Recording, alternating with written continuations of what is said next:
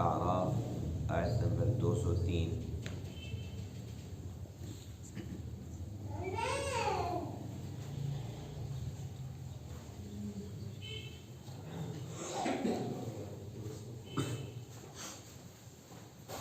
اعوذ باللہ من الشیطان الرجیم، بسم اللہ الرحمن الرحیم۔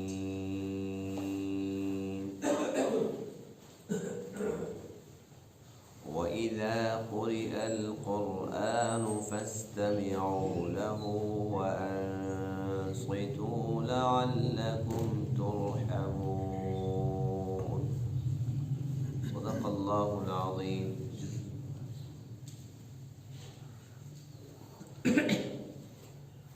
آج کے درس میں اس آیت کریمہ میں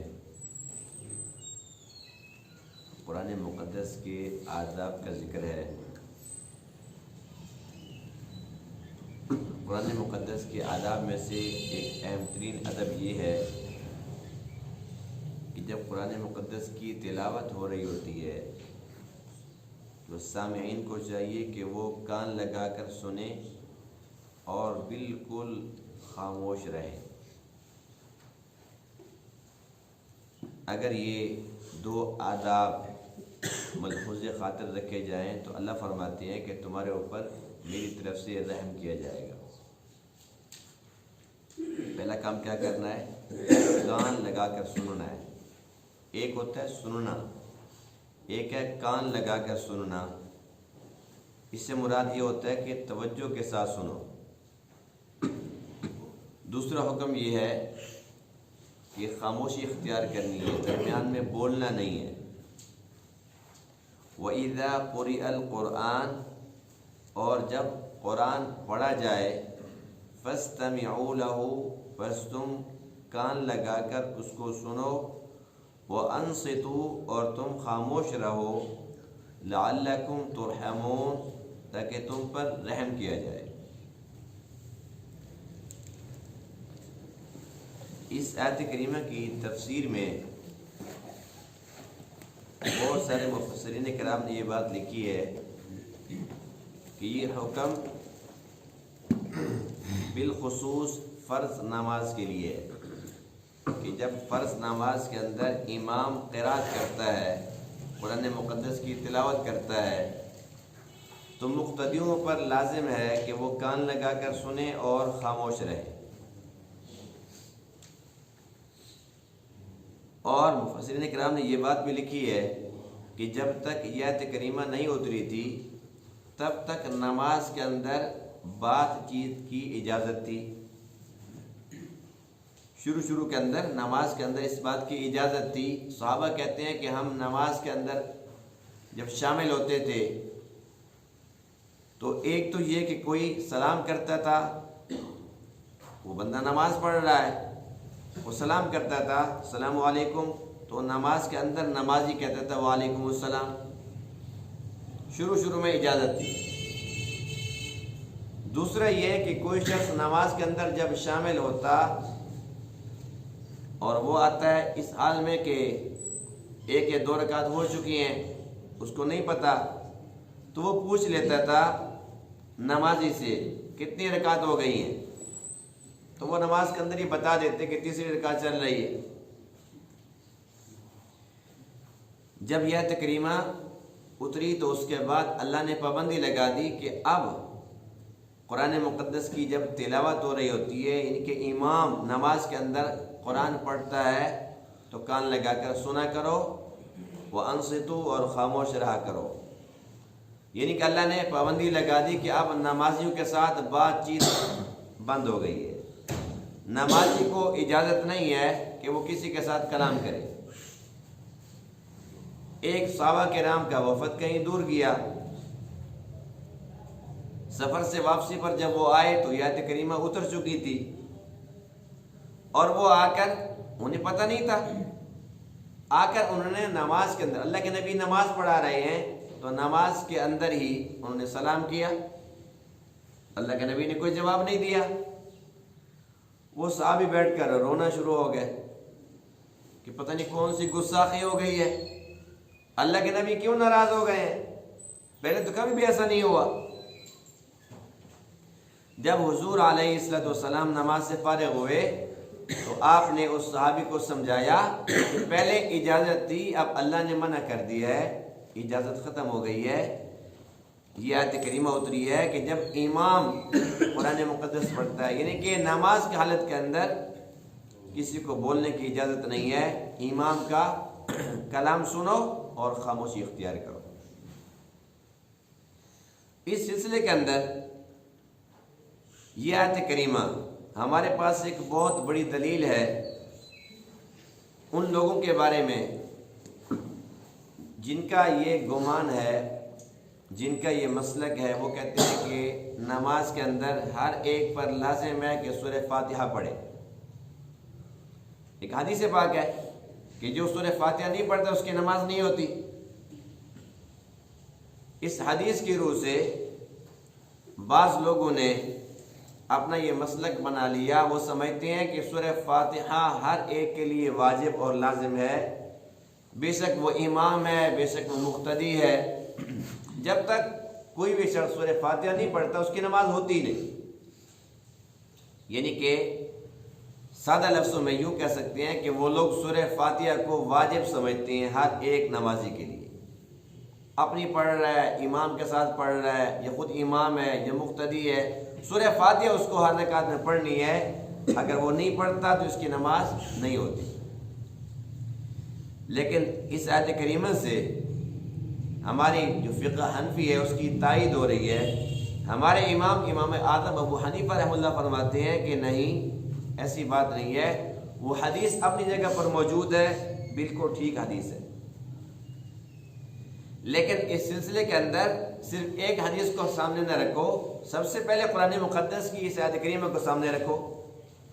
جب اللہ فرماتے ہیں کہ امام جب پڑھتا ہے، جب قرآن کی تلاوت ہو رہی ہے تو تم کان لگا کر سنو، بات یہیں تک نہیں ہے نا کہ صرف کان لگا کر سنو۔ حکم اللہ نے دو دیے ہیں، کان لگا کر سنو اور خاموش رہو۔ خاموش رہو یہ دوسرا حکم ہے۔ اب امام تلاوت کر رہا ہے، اگر انصتو کا حکم نہ ہوتا کہ تم خاموش رہو، صرف یہ حکم ہوتا کان لگا کر سنو، تو کوئی یہ بھی کہہ سکتا تھا کہ دیکھو جی ہم نے اپنی بھی پڑھی ہے وہ بھی سنیے۔ لیکن اس آیت کریمہ کے اس لفظ کا کیا جواب دیں گے؟ وہ انصتو، خاموش رہو، یہ اللہ کا حکم ہے، یہ قرآن کی بات ہے، اس کا درجہ حدیث سے بہت زیادہ ہے۔ ہم یہ نہیں کہتے نعوذ باللہ من ذالک کہ حدیث ٹھیک نہیں ہے، حدیث سچی نہیں ہے، حدیث بالکل ٹھیک ہے۔ سب سے پہلے ہم نے قرآن پہ عمل کرنا ہے، پھر ہم نے حدیث پہ عمل کرنا ہے۔ اب جو لوگ یہ سمجھتے ہیں کہ ہر شخص پر لازم ہے کہ وہ سورہ فاتحہ پڑھے، اگر نہیں پڑھتا تو اس کی نماز نہیں ہوتی، حدیث پاک میں ہے لا صلاۃ الا بفاتحۃ الکتاب، جو سورہ فاتحہ نہیں پڑھتا اس کی نماز نہیں ہوتی۔ ہم اس سے پوچھتے ہیں کہ اگر تمہاری بات مان لیتے ہیں تو اس آیت کے اوپر عمل کیسے کریں گے؟ اللہ جو فرماتے ہیں کہ تم کان لگا کر سنو اور خاموش رہو، یہ دونوں باتیں ناممکن ہیں اس بندے کے لیے جو سورہ فاتحہ خود پڑھنا شروع کر دیتا ہے۔ کیا ممکن ہے کہ ایک بندہ کان لگا کر سن بھی رہا ہے اور پھر وہ خاموش بھی ہو، پھر خود پڑھے بھی؟ جو پڑھے گا وہ خاموش نہیں ہے، جو خاموش ہے وہ پڑھ نہیں سکتا۔ تو امام اعظم ابو حنیفہ رحمہ اللہ فرماتے ہیں کہ دیکھو بنیادی بات یہ ہے کہ سب سے پہلے اللہ کی بات ہے۔ اللہ کیا فرماتے ہیں کہ کان لگا کر سنو اور خاموش رہو۔ امام صاحب فرماتے ہیں کہ اس کے اندر بھی ہمارے مسلک کی تائید ہوتی ہے، اس لیے کہ اگر کوئی شخص یوں کہے کہ چلو جی ہم مان لیتے ہیں جو جاری نمازیں ہیں، مغرب کی، عشاء کی، فجر کی نماز، اس میں تو امام تلاوت کرتا ہے تو ہم کان لگا کر سنیں، لیکن جب امام ایسا پڑھتا ہے تو ہم کان لگا کر کیسے سنیں؟ تب تو ہم اپنی سورہ فاتحہ پڑھیں گے نا۔ تو امام صاحب فرماتے ہیں کہ اللہ نے اس لیے دو حکم دیے، وانصتو، خاموش رہو۔ اگر امام اونچی آواز سے پڑھتا ہے تو کان لگا کر سنو، اگر وہ ایسا پڑھتا ہے زور کی نماز میں، عصر کی نماز میں، تو کان لگا کر تو نہیں سن سکتے، لیکن خاموش تو رہو۔ تو اس آیت کریمہ سے پتہ چلتا ہے کہ بے شک جہری نماز ہو یا سری نماز ہو، ایسا ہو یا اونچی آواز سے امام تلاوت کر رہا ہو، دونوں صورتوں میں مقتدی پر لازم ہے کہ وہ خاموش رہے، امام نے پڑھنا ہے۔ اس سلسلے میں ایک اور حدیث پاک ہے، حدیث پاک میں ہے من کان لہ امام فقراءۃ الامام لہ قراءۃ، کہ جس کا امام ہے تو اس کی قراءت مقتدی کی قراءت ہے۔ اس میں وضاحت آ گئی نا کہ جب امام نے پڑھ لیا تو مقتدی کی طرف سے ہو گیا۔ ایک حدیث پاک میں ہے الامام ضامن، جو امام ہے وہ ضامن ہے، پوری جماعت کا ضامن ہے، یعنی کہ سب کی طرف سے اس نے پڑھا۔ یہی وجہ کہ حدیث پاک میں ہے کہ جب کوئی شخص امامت کراتا ہے، اللہ کے یہاں اس کا درجہ یہ ہے کہ جتنے بندوں نے نماز پڑھی، اس نے اگر 100 کو پڑھائی تو 100 کو سب کا ثواب بھی ملے گا، اس 100 کو اس اکیلے امام کو ملے گا۔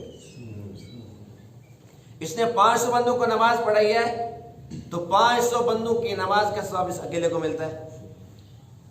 درجہ اتنا زیادہ تو ذمہ داری بھی تو بڑی ہے نا۔ اللہ کے نبی فرماتے ہیں الامام ضامن، یہ ضامن ہے، اگر اس ایک کی خراب ہو تو 500 نمازیوں کی نماز کا یہ ذمہ دار ہے۔ اس کی اگر نماز خراب ہوگی تو قیامت کے دن 1000 بندوں کو پڑھائی تھی، 1000 نمازیں پوری کر کے دے، اس کی نمازوں میں سے ان سب کو دی جائے۔ تو اس لیے بہت بڑی ذمہ داری کی بات ہے۔ حدیث پاک میں ہے کہ جو امام قرات کر رہا ہے تو مقتدی کی طرف سے ہو گئی۔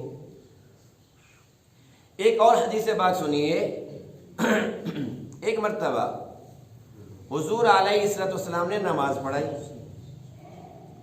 ایک شخص پیچھے آگے کھڑے ہو گئے اور وہ نماز پڑھ بھی رہے تھے اور نماز کے اندر تلاوت بھی کر رہے تھے۔ اللہ کے نبی نے وہ آواز سنی اور سننے کے بعد پھر ارشاد فرمایا کہ تمہیں کیا ہو گیا کہ تم قرآن کے اندر جھگڑا کرتے ہو؟ یہ قرآن میں جھگڑا ہے نا کہ جب میں پڑھ رہا تھا تم نے کیوں پڑھا؟ میں پڑھ رہا تھا، تم سب کی طرف سے تم نے اپنا پڑھنا شروع کر دیا، تم جھگڑا کرتے ہو۔ اتنی وضاحت کے بعد تو میرے خیال میں بات سمجھ آ گئی ہوگی کہ سورہ فاتحہ ہر ایک کے لیے لازم نہیں ہے۔ اب رہا یہ سوال کہ پھر وہ حدیث پاک کہاں جائے گی؟ امام صاحب فرماتے ہیں کہ دیکھو حدیث وہ بھی ٹھیک ہے، اب اس میں ایک بندہ وہ ہے جو نماز پڑھا رہا ہے، دوسرا وہ ہے کہ جو امام کے پیچھے پڑھ رہا ہے، تیسرا وہ ہے جو منفرد ہے، اکیلے پڑھ رہا ہے۔ جو اکیلے پڑھ رہا ہے اس کے لیے وہ حدیث ہے کہ جو بندہ سورہ فاتحہ نہیں پڑھے گا اس کی نماز نہیں ہوگی۔ اب یہ اکیلے بندے کے لیے، تو اس صورت میں کیا ہوا؟ ہماری فقہ حنفی کے مطابق جو اکیلے پڑھتا ہے اس نے اس حدیث پر عمل کر لیا، جو بندہ امام کے پیچھے پڑھتا ہے اس کے لیے لازم ہے کہ وہ اس آیت پر عمل کرے، کیونکہ آیت سب سے مقدم ہے۔ تو جو حنفی ہے وہ اگر امام ہے وہ قرات کرتا ہے، وہ سب کی طرف سے ہوتی ہے۔ اگر وہ مقتدی ہے قرآن کی اس آیت پر جس میں 2 حکم ہے، کان لگا کر سنو اور خاموش رہو، جاری نماز یا سری نماز دونوں صورتوں کے اندر وہ عمل کر رہا ہے۔ اگر امام اونچی آواز سے پڑھتا ہے فاستمعوا له، کان لگا کر سنو، وہ کہتا ہے جی کان لگا کے سنا۔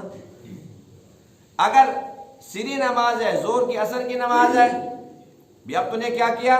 وہ کہتا ہے وہ انصتو، اللہ فرماتے ہیں خاموش رہو، اس پر عمل کیا۔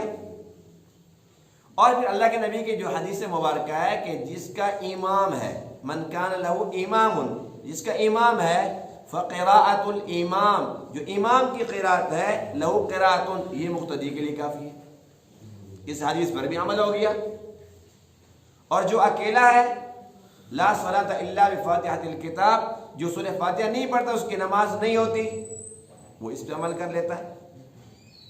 لیکن جو لوگ یہ سمجھتے ہیں کہ نہیں ہر بندے کے لیے لازم ہے کہ وہ سورہ فاتحہ پڑھے، یقیناً وہ اس حدیث پر تو عمل کر سکتے ہیں لیکن اس آیت کے بھی خلاف ہوں گے، اور وہ جو حدیث پاک ہے کہ جس کا امام موجود ہے تو امام کی قرات مقتدی کی بھی قرات ہے، اس حدیث کو بھی ان کو چھوڑنا پڑے گا۔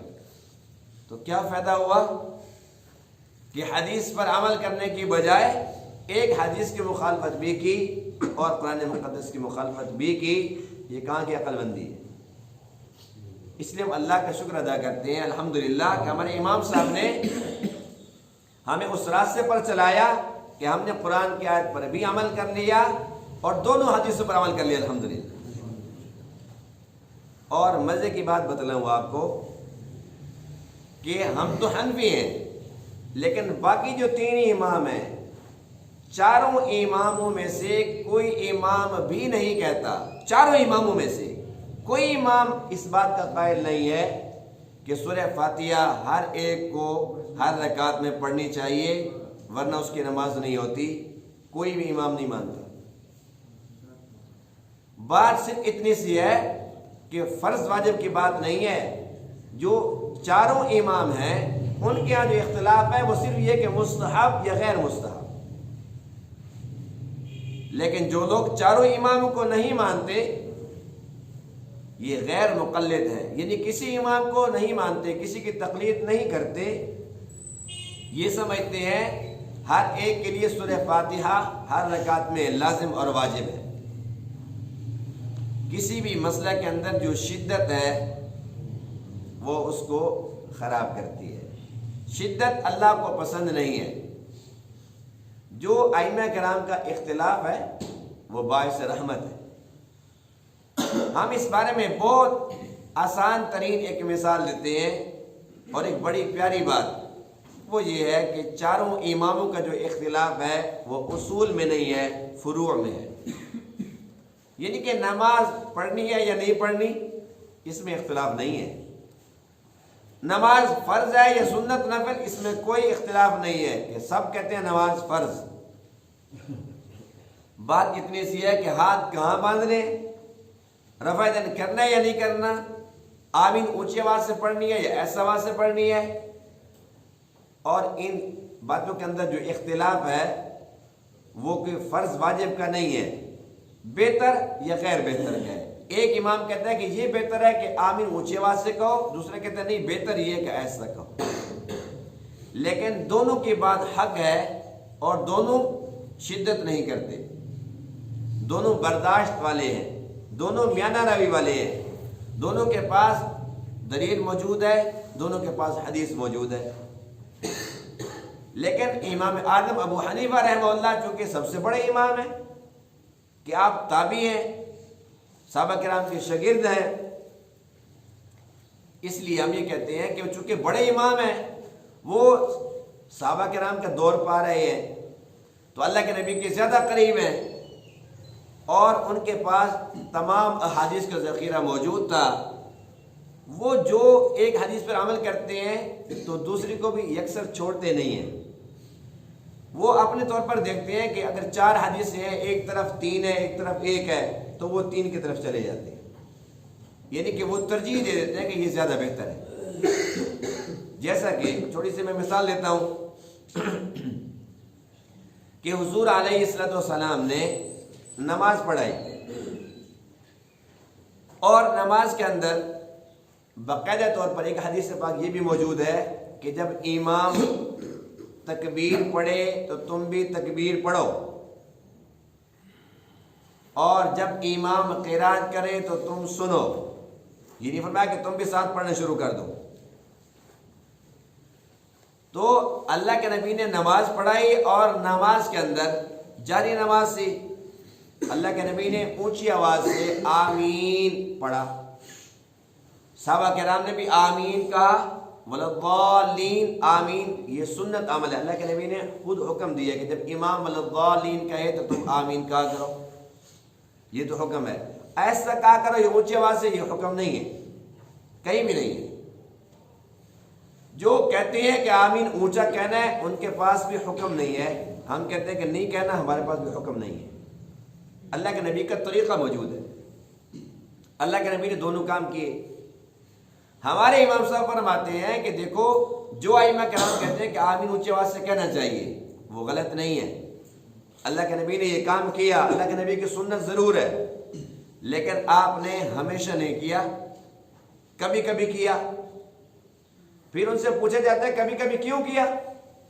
تو وہ فرماتے ہیں کہ جب کہیں سے کوئی نیا وفد آتا تھا، وہ اسلام قبول کرتا تھا، تو اللہ کے نبی ان کو تعلیم دیتے تھے، ان کو دین کی باتیں سکھاتے تھے۔ امام صاحب فرماتے ہیں کہ ایک وفد آیا، انہوں نے آ کر نماز پڑھی، اللہ کے نبی نے نماز پڑھائی، تو اس میں آپ نے اونچے آواز سے آمین فرمایا، صحابہ نے اونچے آواز سے پڑھا آمین۔ وہ جو نئے نئے مسلمان ہوئے تھے انہوں نے بھی پڑھا آمین۔ ان کو تعلیم دینا تھی کہ سورہ فاتحہ ایک دعا ہے، یہ تعلیم تھی۔ دعا ہے کہ نہیں؟ دعا ہے، اللہ کی حمد و ثنا کرتے ہیں، اس کے بعد پھر اہدنا الصراط المستقیم، یہاں سے دعا شروع ہو جاتی ہے۔ اللہ کے نبی نے ان کو سکھایا کہ سورہ فاتحہ ایک دعا ہے، میں نے دعا مانگی ہے تم آمین کہو۔ جب ان کو تعلیم دے دی اور وہ چلے گئے، دوسرے دن اللہ کے نبی نماز پڑھا رہے ہیں اور آمین اونچی آواز سے نہیں پڑھی۔ تو اس سے یہ پتہ چلتا ہے کہ وہ تعلیم کے لیے تھا، ورنہ مستقل طور پر اونچی آواز سے پڑھا کرتے۔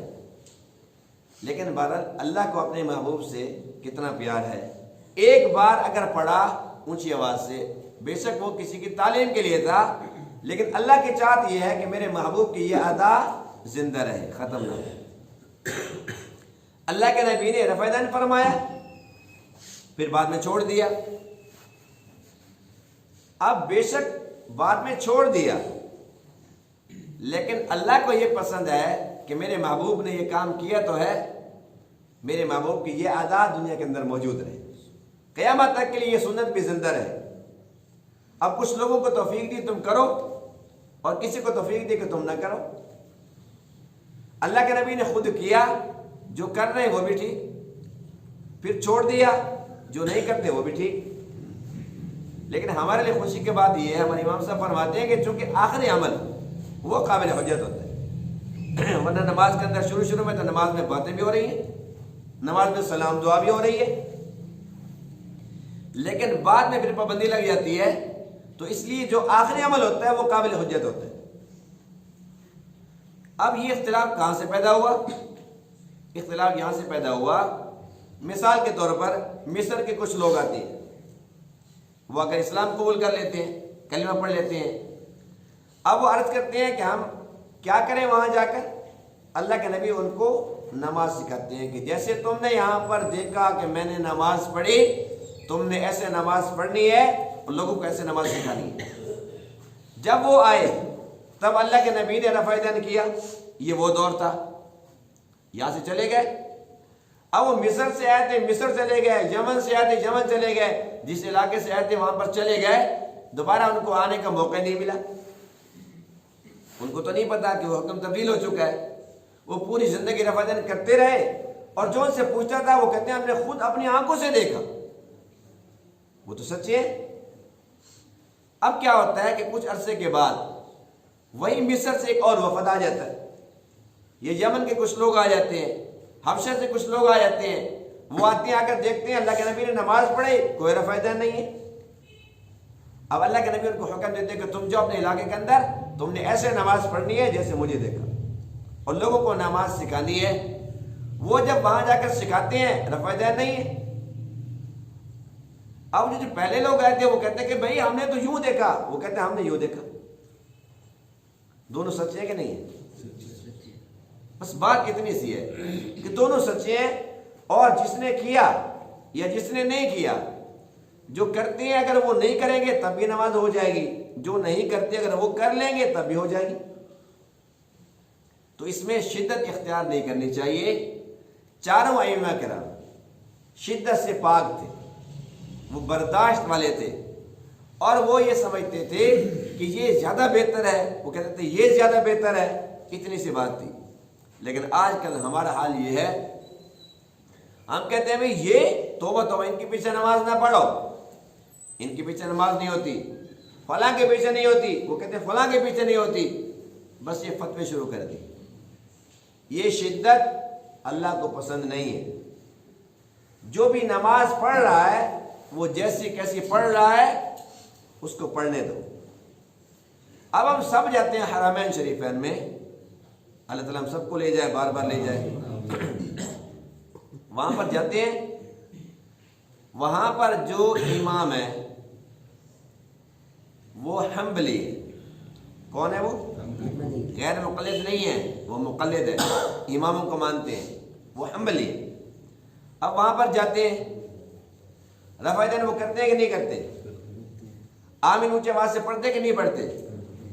وہاں جب جاتے ہیں تو ہماری نماز ہو جاتی ہے، لیکن پاکستان میں نہیں ہوتی۔ کیوں بھائی؟ وہاں بھی نہیں ہونی چاہیے نا، وہاں پر ہو جاتی ہے، یہاں نہیں ہوتی۔ اس بات سے پتہ چلتا ہے کہ ہمارے اندر شیطان گھسا ہوا ہے۔ بات اتنی سی ہے، بے شک یہاں کے لوگ غیر مقلد ہوں، لیکن کام تو وہی کر رہے ہیں نا، رفع دین کرنا، آمین اونچی آواز سے۔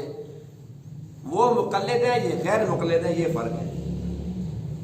اب ہم کیا کہتے ہیں؟ دیکھو جی وہاں پر 20 رکعتیں لوگ پڑھ رہے ہیں، یہ نہیں پڑھتے، ظاہر کہ وہ مقلد ہے۔ چاروں امام 20 رکعت پڑھنے والے ہیں، بلکہ امام مالک رحمہ اللہ وہ 20 سے آگے 36 رکعت والے ہیں۔ کم سے کم 20 رکعتیں تو سارے پڑھتے ہیں، لیکن یہ لوگ جو غیر مقلد ہیں یہ 20 رکعت نہیں پڑھتے۔ اب جب ہم انہیں وہ بطور دلیل پیش کرتے ہیں، دیکھو جی وہاں پر 20 رکعت ہے، وہ کہتے ہیں وہاں پر رفع دین ہے، تم کیوں نہیں کرتے؟ اس لیے شدت کو چھوڑ دینا چاہیے۔ یہ وہ باتیں ہیں، یہ وہ اختلافات ہیں جو اصول میں نہیں ہیں، فروع میں ہیں، لیکن ہم اللہ کا شکر ادا کرتے ہیں، الحمدللہ اللہ نے ہمارے ظرف میں وسعت رکھی ہے۔ کوئی ہمیں برداشت کرے یا نہ کرے، لیکن ہم سب کو برداشت کرتے ہیں۔ اور ہمارا عقیدہ ہے کہ جو بندہ بھی کلمہ پڑھتا ہے، جو نماز پڑھتا ہے، وہ بے شک ہاتھ اوپر باندھے، نیچے باندھے، ہاتھ چھوڑ کے نماز پڑھے، جو بھی پڑھے، اللہ کے نبی کے سارے طریقے ہیں جو دنیا کے اندر موجود ہیں۔ اللہ کے نبی نے ہر طریقے سے پڑھی ہے، لیکن ہم جس طریقے سے پڑھتے ہیں یہ سنت کے زیادہ قریب ہے۔ ہمیں اس بات پر فخر ہے کہ ہمارے امام صاحب نے اللہ کے نبی کا آخری طریقہ دیکھا ہے، اور اللہ کے نبی کے طریقے کو دیکھنا ہو تو بہت آسان طریقہ ہے، بہت ایک پیارا راستہ ہے، اور وہ یہ ہے کہ خلفائے راشدین کو دیکھو کہ وہ کیا کرتے ہیں۔ اس لیے کہ اللہ کے نبی کے سب صحابہ چاہنے والے تھے، سب قریب تھے۔ سب سے زیادہ قریب کون تھے؟ ابو بکر، عمر، عثمان و علی، یہ ہر وقت ساتھ ہی رہتے تھے۔ اللہ کے نبی کے بعد یہ حجت ہے، جتنا یہ اللہ کے نبی کو سمجھتے تھے ہم نہیں سمجھ سکتے، جتنا یہ چاروں خلفاء اللہ کے نبی کے قریب تھے کوئی قریب نہیں ہے۔ ہم ان کو دیکھتے ہیں کہ اگر یہ رفع دین نہیں کرتے تو اس کا مطلب ہے کہ نہیں ہے، آخری عمل میں نہیں ہے۔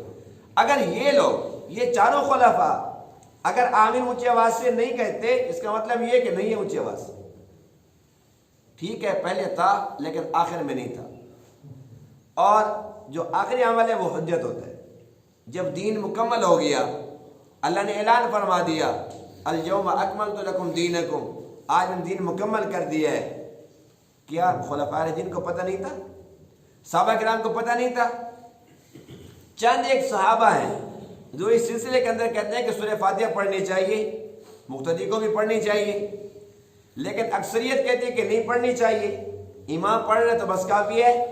تو ہم اکثریت کے ساتھ ہیں، ہمارے امام صاحب اکثریت کو دیکھ رہے ہیں کہ اگر 2 4 5 10 ایک طرف ہیں اور دوسری طرف زیادہ ہیں تو ہم زیادہ والوں کے ساتھ ہیں۔ بات سمجھ آ گئی؟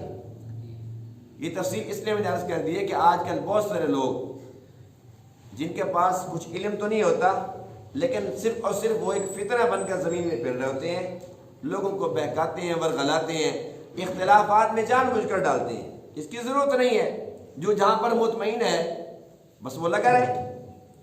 ہمارے کہنے سننے سے کوئی بندہ ہمارے مسلک پہ نہیں آ سکتا، نہ ہم کسی کے کہنے سننے سے اپنا مسلک چھوڑ سکتے ہیں۔ ہر ایک اپنی جگہ پر فٹ کھڑا ہوا ہے، تو پھر لڑنے کی جھگڑنے کی کیا ضرورت ہے؟ کسی کو جان بوجھ کر تنگ کرنا، کوئی تمہارے امام صاحب یوں تھے جی، فلاں کتاب میں یوں لکھا جی، فلاں کتاب میں یہ لکھا جی، ان باتوں کو چھوڑ دیجیے۔ سب سے پہلے قرآن ہے، سب سے پہلے قرآن ہے، جس میں اللہ تعالیٰ کا فرمان ہے کہ جب قرآن پڑھا جائے تو تم نے کان لگا کر سننا ہے، ہم اس کی مخالفت نہیں کر سکتے۔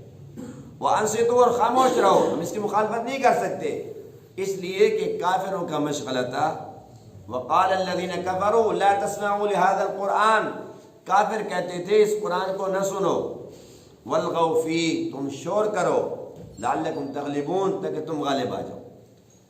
جو مشرکین مکہ تھے، جو کافر لوگ تھے، وہ یہ سمجھتے تھے کہ اگر قرآن ہم نے سن لیا تو کانوں سے سنیں گے، اس کا اثر دل پہ ہو جائے گا۔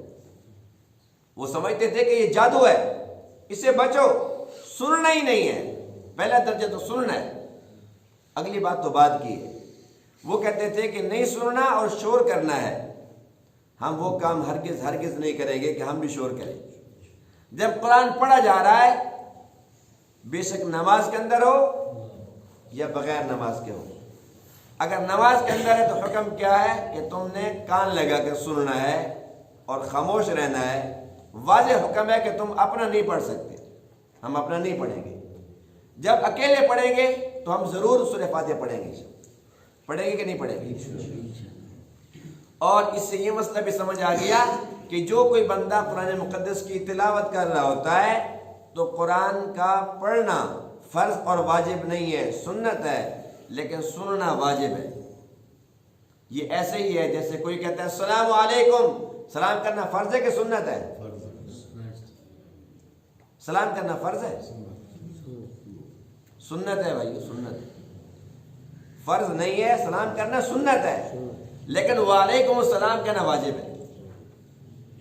سلام سنت ہے، جواب واجب ہے۔ ایسے قرآن مقدس پڑھنا سنت ہے، سننا واجب ہے۔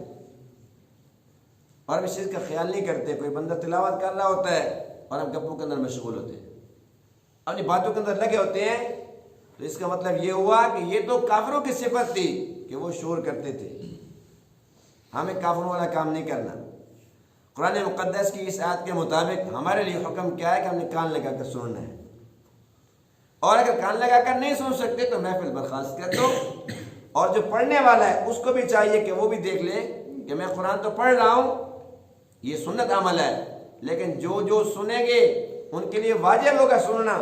بھی کوئی بندہ بیمار ہے، جیسے پرانے دور میں نا وہ لاؤڈ سپیکر پہ شبینے ہوتے تھے، اب وہ تو پڑھ رہا ہے، لیکن کوئی بندہ بیمار ہے، نہیں سن سکتا، سننا واجب ہے، وہ گناہ گار ہو رہا ہے۔ ایک بندہ ایسی جگہ پر بیٹھا ہوا ہے جہاں پر غلط جگہ ہے، جگہ ناپاک ہے، وہاں پر وہ نہیں سن سکتا، لیکن سننا واجب ہے۔ اس لیے حکم یہ ہے کہ جو پڑھنے والے اس کو بھی خیال کرنا چاہیے کہ میں اتنی آواز سے نہ پڑھوں کہ جن کے لیے سننا واجب ہے وہ بیچارے نہ سن سکے اور گناہ گار ہو جائے۔ اگر ایسی کوئی محفل ہے، وہ دیکھتا ہے کہ بھی کافی سارے بندے بیٹھے ہوئے ہیں، اسے چاہیے کہ وہ ایسا پڑھے، اتنی آواز نہ نکالے کہ جہاں تک آواز جائے ان کے لیے سننا واجب ہو اور وہ تکلیف میں ہو۔ اس لیے کہ پڑھنا تو سنت ہے، لیکن کسی کو تکلیف پہنچانا یہ حرام کام ہے، گناہ کا کام ہے۔ اگر کوئی انسان اپنے کلام پاک پڑھ کے بھی کسی کو تکلیف پہنچا رہا ہے تو اس کو ثواب نہیں، اس کو عذاب ہو۔